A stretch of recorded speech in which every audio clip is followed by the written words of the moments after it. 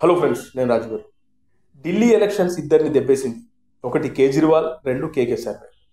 అవినీతిని అంతం చేస్తాం, చీపురుతో ఊడ్చేస్తామంటూ ఆమ్ ఆద్మీ పార్టీ పెట్టిన కేజ్రీవాల్ ఆ తర్వాత లిక్కర్ స్కామ్లో ఇరుక్కొని జైలుకు వెళ్లడంతో కేజ్రీవాల్ను ఢిల్లీ ప్రజలు పక్కన పెట్టేశారు. 27 ఏళ్ల తర్వాత తొలిసారిగా బీజేపీ అధికారంలోకి వచ్చింది. ఇక తన ఎలక్షన్ అఫిడవిట్లో, అదే నామినేషన్ వేసేటప్పుడు ఆయన ఆస్తులు ఎన్ని ఉన్నాయి ఏంటి అనే దానిపైన ఆయన ఎలక్షన్ కమిషన్కి ఇచ్చిన నివేదికలో తనకు సొంత ఇల్లు లేదు, కారు లేదని పేర్కొన్నాడు. కానీ తన భార్యకు కారు, బంగ్లాలు ఉన్నట్లుగా ఈ ఎలక్షన్ అఫిడవిట్లో కేజ్రీవాల్ ప్రకటించారు. అయితే కేజ్రీవాల్ పట్ల చెప్పేటివి నీతులు, చేసేటి అని లత్కోర్ పనులు అంటూ మేమ్స్ వేస్తూ ఉన్నారు, సోషల్ మీడియాలో కామెంట్లు పెడతా ఉన్నారు.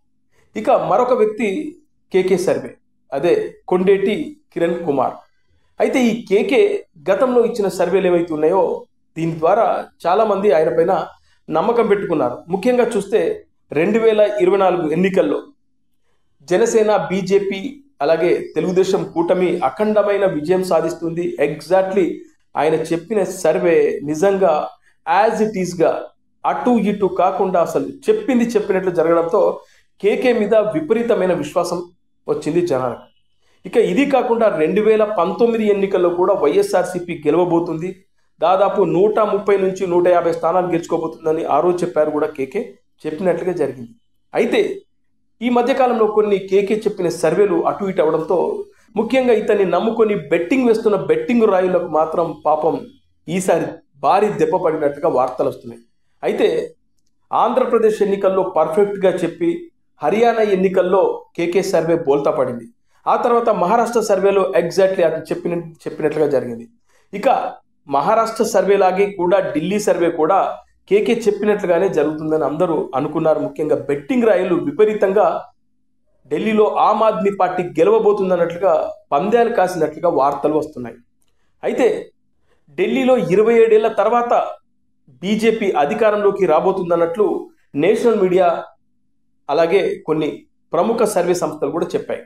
అయితే కేకే మాత్రం ఢిల్లీలో మళ్ళీ ఆమ్ ఆద్మీ పార్టీ రాబోతుంది, నిజంగానే కేకే సర్వే నిజమవుతుందని నమ్మిన చాలామంది ముఖ్యంగా బెట్టింగ్ రాయళ్ళు మాత్రం భారీగా ఆమ్ ఆద్మీ పార్టీ గెలుస్తుందన్నట్లు బెట్టింగ్లు కూడా కాశారంట.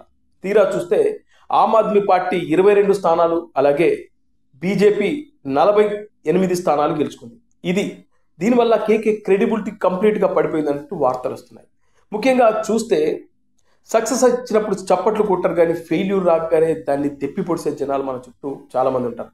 అలా ఇప్పుడు సోషల్ మీడియాలో కేకే సర్వేను ఓ ఆట ఆడుకుంటున్నారు. పాపం ఆయన చెప్పిన ఈ సర్వే బోల్తా పడడంతో ఇప్పుడు కేకే మీమ్స్లో ఒక భాగమైపోయాడు. ట్రోల్స్ చేస్తూ ఉన్నారు. ఇతన్ని నమ్ముకొని బెట్టింగ్ పెట్టి మేము నష్టపోయామంటూ లబోదిబో మొత్తుకుంటున్నారు. అయితే ఇంకొంతమంది సెఫాలజిస్టులు ఏమంటున్నారంటే కేకే అనే వ్యక్తికి సర్వే సంస్థ లాంటిది ఏమీ లేదు, కేవలం అతను ఒక యూట్యూబర్ లాంటి వాడు.